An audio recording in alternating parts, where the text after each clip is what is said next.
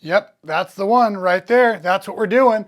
That's right, folks. It is time for another patchwork party block of the month. We are doing the big center block, block 11. We've got a lot of pieces to sew, but it's super, super easy. So let's get started.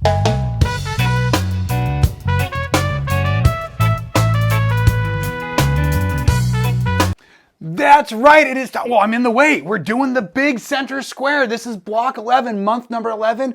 If you're new to the party, welcome to Patch Party here at Making It Fun, our fantastic block of the month pattern by Leila, the wonderful designer who created this and let me help be video support for all of you. If it's your first time here, welcome, welcome, welcome. If you've been following along, thank you again for purchasing the pattern. If, like I said, it is your first time, you will need to purchase the pattern so that you will know all the numbers, all the mathematics, you have all the supply lists, all the cutting instructions and everything so that you can follow along in today's free video tutorial. My job, my goal, my hope here today is just to give you all the step-by-step video instructions on how we're going to build this awesome block, which features the solid colors from most of the other months. So as you remember from the beginning, we're using our scraps for all of this, and then we're introducing kind of a, I'm calling it ink. I believe that's the color from the Cotton Couture line at Michael Miller Fabrics. It's a really nice deep navy. It may look like black to some of you out there, but it is a deep dark blue, a navy blue, and it is just awesome. I've got a lot of the parts and pieces here already pre-started and pre-cut so that I can kind of keep the video moving today, because we're going to do this in segments. We're going to do it in a series, and we're going to just follow the pattern, the instructions here. So if you don't already have the pattern, there's links below for ways that you can get the pattern. Of course, I encourage you to always support your local quilt shop or the designer themselves when you're doing something like this. And I am, like I said, just going to follow the steps as we go through to kind of help it make it easy. So let's just dive right in. Let's get started. I'm going to keep this handy so I can follow along as I go, not to mix up things too much. As you all know from the videos in the past, I love to drink a big cup of coffee right before I get started so that I'm good and shaky on camera, of course. So our first unit we're building today are these really cool little checkerboards, a 4-patch by Quilter's Definition here. And it started really by taking some of our strips. We had 2 long strips in the supply list to start with, so I've sewn these strips together, and we're going to need 4 of these 4-patch units. So I've already created the first 3. Let's make the 4th one together. So I'm going to now subcut down my strip set, and when I do this, one of the things I really try to do is I try not to only line up the outside edge on my marker that I need, but also this perpendicular line, so that I've got a really nice square cut as I go ahead. And for each of the units, we need 2 parts. So I'm going to get these prepared really quickly like this. And this will just be left aside for later. We won't need that again in this project. Now, when I pressed over, maybe I need it now, here we go. When I pressed this over, I pressed over to the dark side, so that way, one, we don't get the bleed through in our color, but secondly, now as I go to rotate these, my patchwork pieces have opposite direction folds on the back, seam allowances, or we call that nesting. So take a moment and line that up, and that's just going to give us a really nice, really crisp seam allowance as we get started. Everything's done with a 1/4 inch seam allowance in this entire project, so don't let me forget to repeat that again today.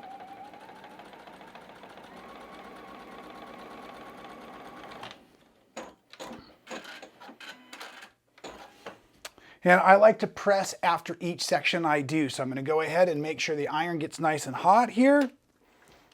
Set this over. And like I said, we need to make 4 of these. I have 2. I have 2 also prepared over here. So I'm just going to now set all 4 of them aside. We'll come back to those in another step pretty soon here. Next step, we're moving on. Oh, but let me show you where they go in the project. These are going to form this section out here, right? So the next thing we're going to actually do is we're going to build this section right up here, which is kind of a cool hourglass on point. And this is what they look like here. Finished. We're going to need 4 of those also, but they do start with a 1/2 square triangle unit. So I'm going to go ahead and take a navy square and an equal sized white or background square, and you can see I've already drawn a line across there. Now, you know there's many ways to make 1/2 square triangles. Today we're using this as the guideline, so we're going to sew on both sides with that 1/4 inch seam allowance. Make sure nothing moves as you head over to your sewing machine, as I just shifted mine around a little bit. So let's just take a moment and get it really organized.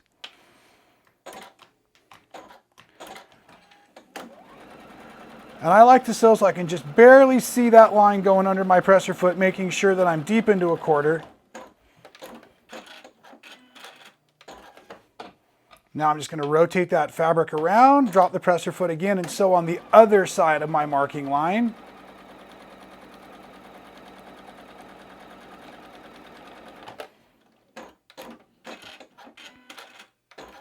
And of course, like I said, you'll be doing 4 of these, so you may as well do that step by 4 all at once. Then come back in with a ruler to protect your hand. We're just going to cut right along that chalk line, that guide line. And then we're going to press into the dark fabric. So holding your dark fabric up in the air, let your iron run over the top of that.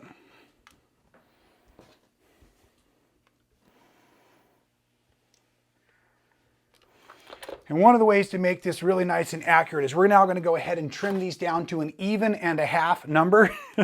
So one of the ways I do that is I make sure I'm past the mark I need to be over here, and then I find my diagonal line, and I'm going to trim by cutting from the back end of the ruler off the front, and basically the back end of the ruler off the front like that. Get those scraps out of the way and rotate your half square triangle 180 degrees. And now what I'm going to do is I'm going to go ahead making sure that that diagonal lines up. I'm right on the point of where I need to be. And once again, now that I stopped moving things around, once again, I'm going to trim up and I'm going to trim back because I like to cut off of my edge of my ruler. I don't like to start right in the corner because that can dull your blade and nibble away at your ruler, making it less accurate over time. So let me just do this to both sides real quick. Again, you're looking for that 1.5 number so that everything's done the same, nice and accurate.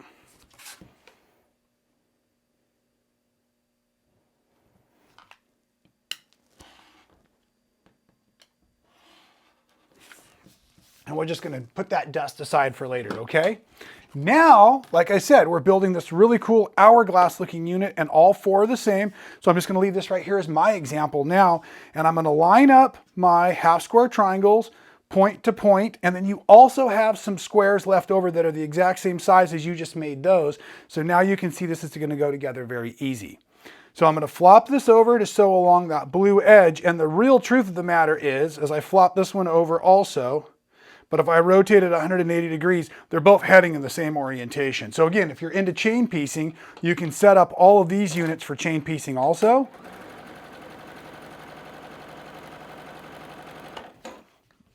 And chain piecing is not sewing with very heavy metallic thread, but sewing all of your parts and pieces together in order or in the same like assembly line as if there's a little Henry Ford in all of us, right?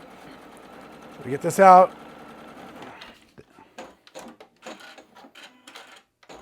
Now we've got one more step to create this unit, right? We're going to have to sew that center seam. So now at this moment, to make life easy, I'm actually going to press into the white fabric. And I'm doing that because there's no seam allowance. There's no triangle stitched into there. So technically, yes, we're pressing to the light side right now.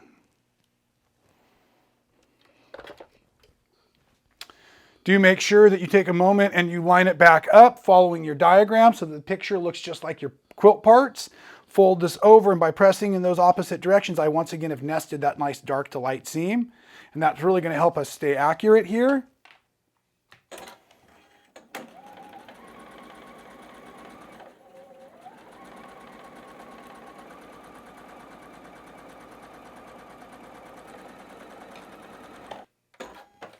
One more hit over here on the iron, and now all of our cornerstones for the block are technically finished out as well.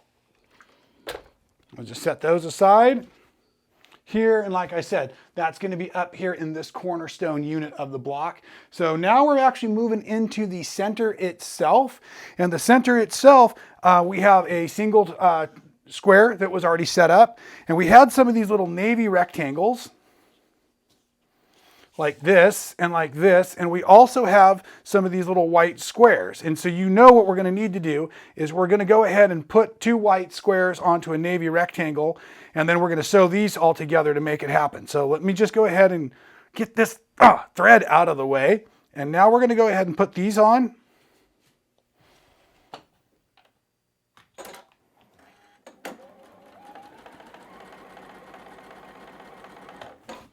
And of course, I can now sew on just a rectangle to one side of that square.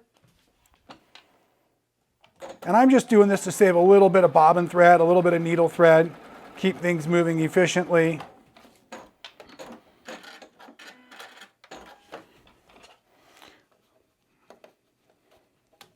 Okay, now we're just going to spin them around and do the same thing on the other side. So let's just start again with that rectangle on the square like I have it.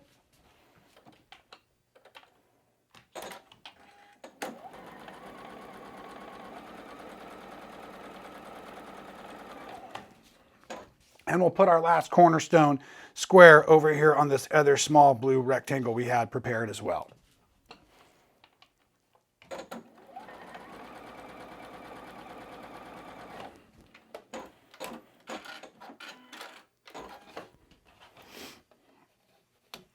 Okay, so now I'm going to go ahead and press the blue back into the big white center, following the instructions. I've already pressed those white ones away into the white, and so I'll do the same over here. So basically for the center, you're pressing all of the pieces to the light sides, the lighter fabrics, or the background fabric if you've chosen a different background color. Although I do encourage you to get kits from your local quilt shops as well. So you can see how that's going to go together very nicely.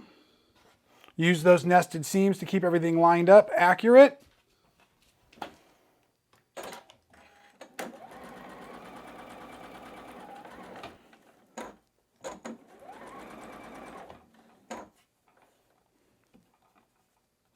Take a moment and adjust if you need to down here at the back end.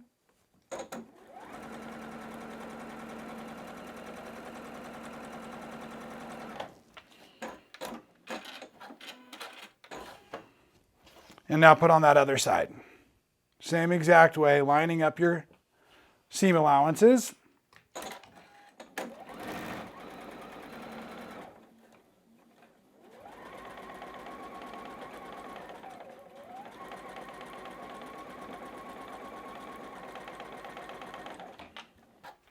Okay, so now we have the center portion done. Let's just take another moment, and like I said, always be pressing while you're working, pressing while you're working. And I'm just pressing out now into the outer edge units or the sashing units. So that's looking terrific. Our center square is there, ready to rock and roll. Now let's turn the page together, right? We're going to move on to the next step. And the next step is what we've been calling the magic flying geese. So we're actually going to take this large square that we have one of in our supplies, and then I have some more of these navy squares, and I've actually drawn a line on the back of them. I'm hoping you can see them. So there's 4 of those navy squares. We're going to start right now by laying 2 together. So I'm actually looking at the outside perimeter and the outside perimeter to make sure everything lines up. And now we're going to do like we've done with the other half square triangles. We're going to sew on both sides of our guideline. So be careful as you come over, or put a pin in as you need. And I'm really only focused on this first square as I get started. I'll make the adjustment to the second square once I approach the corner of it.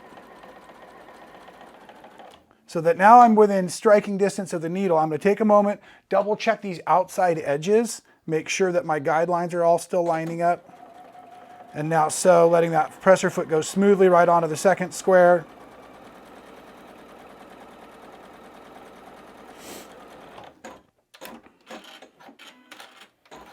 And now we need to make one more line of sewing on the other side of our guideline here. So we're just going to turn our block. Don't have to be as cautious because we've already secured both squares now to the bigger square. Everything's a square in quilting, isn't it? Okay, so now the trick here is we're going to go ahead and cut through on that guideline first. And now we need to press away from center. Press into the dark, away from this light fabric.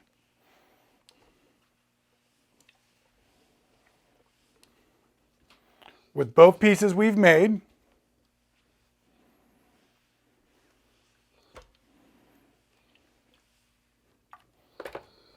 And now we're going to take one of our last 2 squares we have, and we're going to set it, again, looking at the outside edge. We're going to sew on both sides of the line, and we're going to do that for both pieces we have set up. So prepare them both at the same time.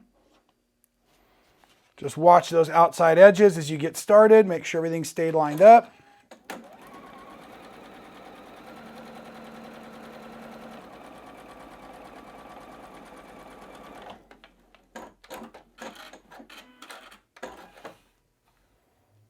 And I'm just going to go ahead and rotate this one now before I even grab that other one, just to make it so I'm staying focused on what I'm looking at here.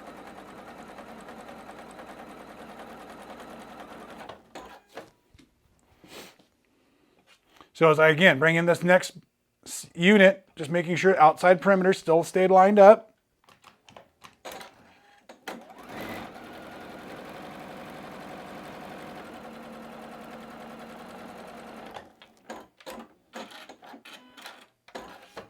Rotate it.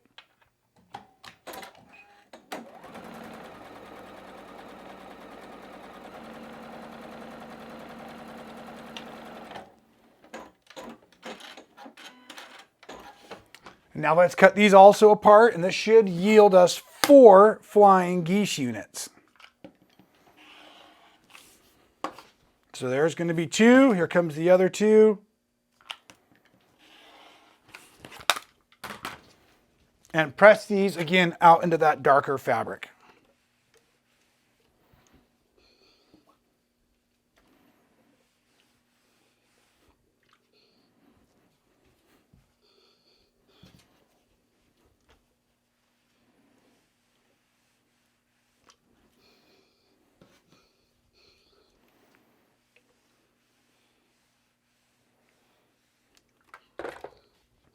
Okay, now technically we're going to use these flying geese to form new triangles as you see here in the pattern. So I'm leaving it just as I see in the instructions, and we have 2 more sizes of triangles. So I'm going to take the triangles I have left and I'm going to lay them. Sorry if I did that and confused you. So straight edge along the top white straight edge. Straight edge there along the top white straight edge. You'll use your larger of the cut triangles in a few moments to put down here, but first we need to put on both of these before we can insert this one. So let's do this one together. Laying it over there, and again, looking at this top edge to make sure that my triangles stayed nice and square to the rectangle flying geese we've already made.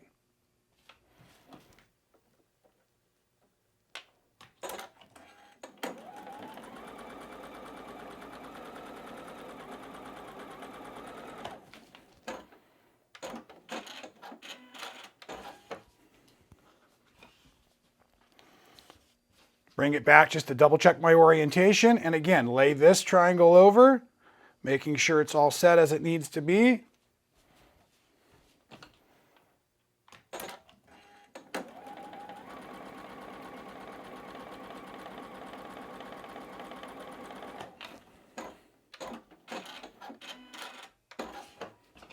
Now we're going to take a moment and we're just going to press these into our small triangles, okay? So from our center out into our triangle, center out there into our triangle.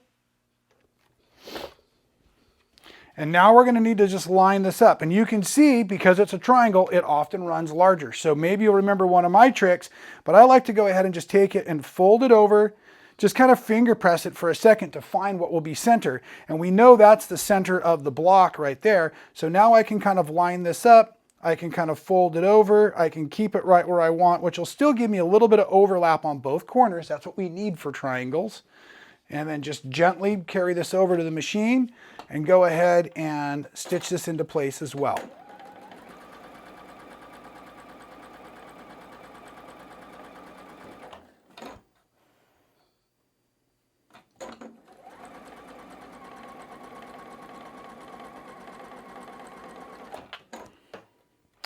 Now, we need to make 4 of these, and I'll point out real quick, you can see I've got a small game of bobbin chicken. Thank you. Somebody else came and put that in one of the comments recently, but yeah, you can see I'm almost out of bobbin thread, and I need to make 3 more of these units. So why don't I come back in a snap, and I'll have fresh bobbin in there, and I'll also have all 4 of these units done, and I'll take you to the next step. See you in a moment, folks. And we're back, totally loaded. Excuse me, the bobbin, that is totally reloaded and ready to rock and roll. You can see I've got my all but perfect. I mean, did these turn out sharp or what? These triangles here. Now, let's point out, these triangles are these series of triangles right here. And if you hadn't noticed before, welcome to the party again. Maybe you've been partying too hard. The whole quilt, sorry, Mike, sometimes he just gets in the way. At any rate, the whole quilt itself is a color wheel, if you hadn't noticed. So as we go around here, this will become the part we need to pay most attention to in our instructions, just making sure that we get our colors in the proper order as they go around. So our new triangles, our rainbow of triangles from our Cotton Couture solids, they're gonna fill in with these parts here as we work our way around. But before we do that, I'm back on the instructions, and I really figure we might as well build our center first and then come back to these parts. So I'm just gonna set these aside real quick. These are our outer edges. And we have our center here, and as I mentioned earlier, we have these wonderful 4 patches that we're building together with our outer perimeter. So as you look at the instructions, you'll see, or if you look at the quilt behind me, there's this really neat section, right, where our background color runs all the way to the center. So we want to make sure that we set it up so that our checkerboard 4 patches are touching that away. And we'll have 2 rectangles that fit in here, and then 2 rectangles like this one here that we need to sew on what we call our cornerstones. Just making sure that you line up the 2 whites on one side of that rectangle. So let's just do that now together. Test out that new bobbin. Let's see how it works.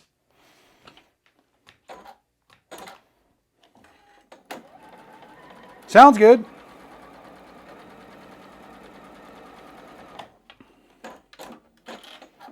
And we can just cut and swing this around, but again, making sure that when you set this down that you have the white fabric on the same side as you did originally.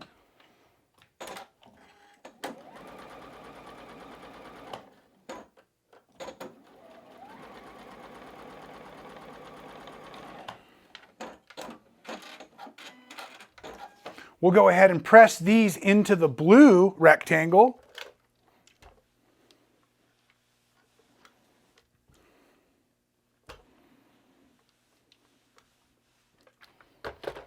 Put them back where they're going to belong, and now we're going to put on these long rectangles on the outside of our center that we've already built together.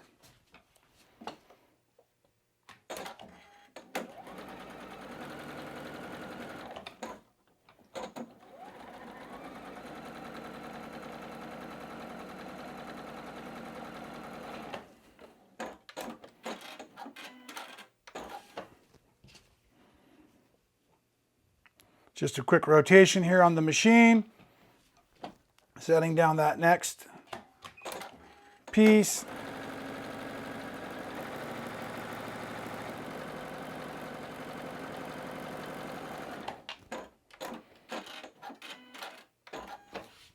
And these we're also going to press into the rectangles, our solid pieces of fabric. And that'll also cause these next pieces to nest in very nicely. So just make sure you're watching your orientation. And go ahead and sew on those outside edges now.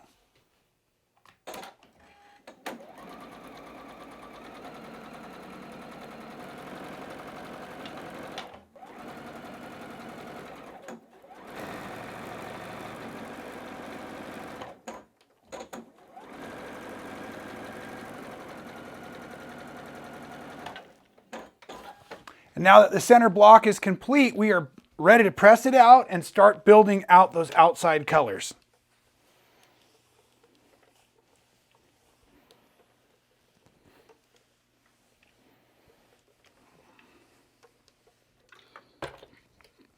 Take a moment to check to make sure that all of your background fabric is running towards the outside perimeter, that you got it right. And now let's go ahead and just kind of build this together with our colors as we're gonna go. So down here, I'm gonna have my darker green triangle and my blue triangle, okay? So then I'll have one of these, it's gonna fit in just like this.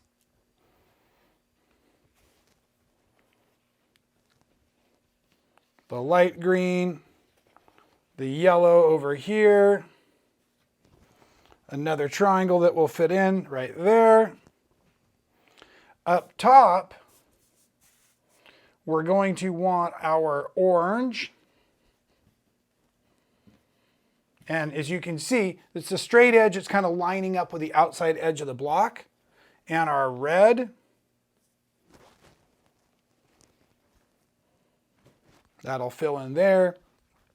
And then kind of our peach color here. Our lavender or our purple out here. Double checking to make sure that it lines up with your pattern as it goes. And now what we can do is we're just going to assemble these rectangular sections one piece at a time. Same kind of idea though. We're dealing with triangles and you might be able to see that the tips are going to run a little bit long. We're going to put on one, then we're going to put on the other. So what you may want to do is find center again, just with a little finger press. And that center can line up right here on the block.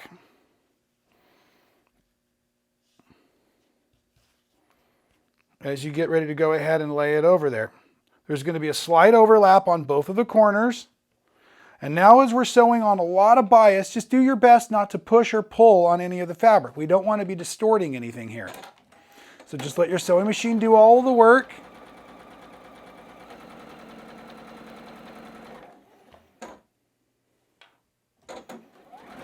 Nice and steady.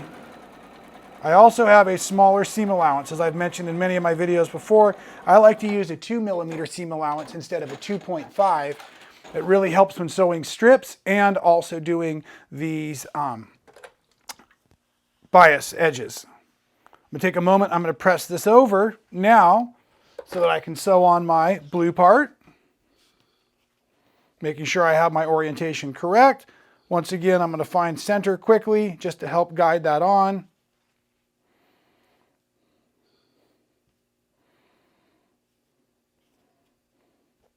And it also really helps to line up that outside straight edge. That's going to give you one last nice marker to make sure everything is basically where it needs to be.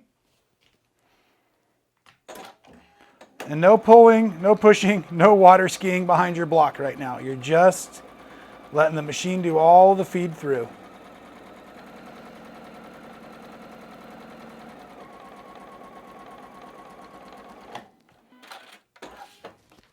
Let's press this open, have a look at it. Oh, I'm very pleased. Okay, so that's going to fit back in there just like this. Why don't I take a moment and put the rest on so we can finish up the cornerstones all together. Be right back. Okay, so we're back now. I'm just sewing on the last of the 8 different colored triangles in our rainbow color wheel fashion around the block. And I've got to say, this is turning out really, really well. I'm super excited about it. You can see now that those are put together. The last thing we'll do for our layout or our orientation is just discuss how we're going to put in our cornerstones. And remember when I said that background color just runs all the way through? Well, just let your eye see this other square landing right here, following it through as well. And that's all you need to keep your eye on, right? That'll put that together, just like you can see. Just like you can see here where the background runs all the way through that cool center that way. So like we're going to do whenever we add on sashing and then cornerstones, let's start with the easy part. Let's put our sashings on first. So I'm going to put on the rectangle side here right to my square. Just folding it over, lining up the top and bottom edge.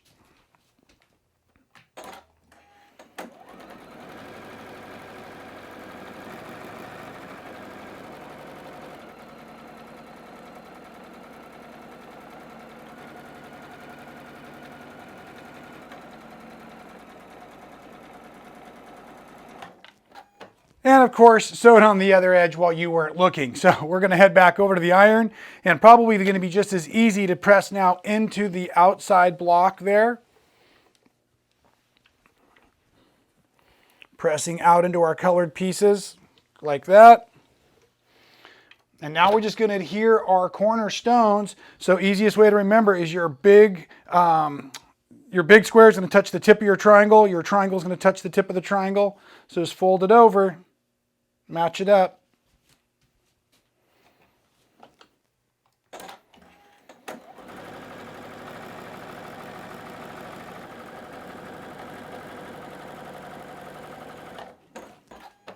Well, being that I was just putting my seam ripper away while you weren't looking, I might have said the wrong thing. So I just want to point out again, your square is going to touch down here in the corner of your triangle. I made a little mistake when you weren't looking. That's okay, because now we're just going to go ahead and take our blocks and we're going to press them into our centerpiece. Block into our center row that way as we get ready to put on these last outside edges, and our center is all complete. So just take a moment, double check to make sure you have your squares lined up with the squares, fold it over to match up those seam allowances, and business is as usual. We're just going to go ahead and sew all of these pieces together now.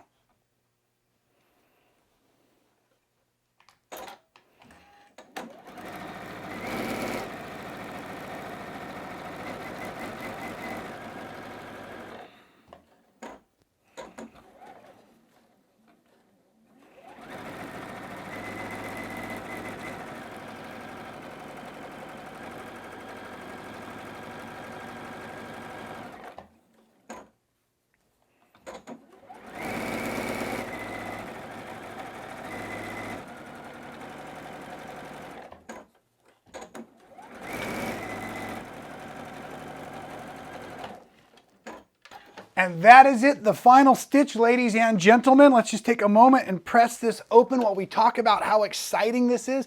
Now, like I said, I have been dying to make this big center block. I was really intrigued by it when I saw the quilt originally. I've waited 11 months with all of you to do this one. I wanted to do it, you know, together because I didn't have 2 or 4 blocks like we did in the rest of the project. So we just created it. Always makes me a little more nervous while I'm sewing while all of you are watching like that. But I am super glad you were here today to see this awesome thing come together. Let me go ahead and hold it up so it matches the project like that. Isn't that amazing? Super, super awesome. So there's our big center block. Thanks again to Leila Gardunia for fantastic instructions in your Patch Party Block of the Month quilt. I will be back one more time next month, block number 12 or month number 12. There's a couple little tricks for assembly of all of the blocks that are going to go back together. So I'll walk you through those, talk a little bit about the machine quilting, and just again, remind all of you not only to subscribe here to Making It Fun. That's always great to see the subscriptions growing, but definitely go out and support your local quilt shop, your online retailers. Help keep this wonderful industry and love of quilting alive by supporting pattern designers, companies like Michael Miller Fabrics, and like I said, those local quilt shops. They love to see it when you pop in. Tell them that Mike and Rob said hello, and we'll see you next time with another great tutorial right here at Making It Fun.